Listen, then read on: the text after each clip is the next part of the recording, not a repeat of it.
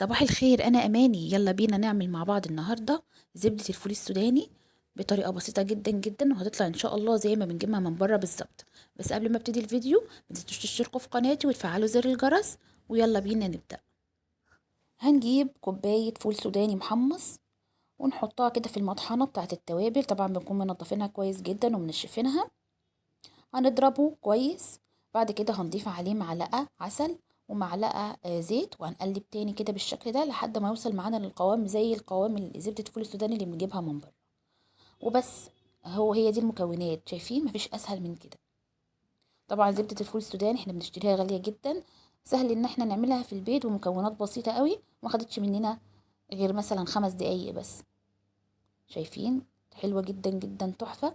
تقدروا تعملوها سندوتشات او تدخلوها في وصفات مغذية جدا جدا للأطفال وللكبار. وبس كده، دي كانت وصفتي النهاردة، يا رب تكون عجبتكم. ما تنسوش تشتركوا في قناتي، واشوفكم على خير. باي باي.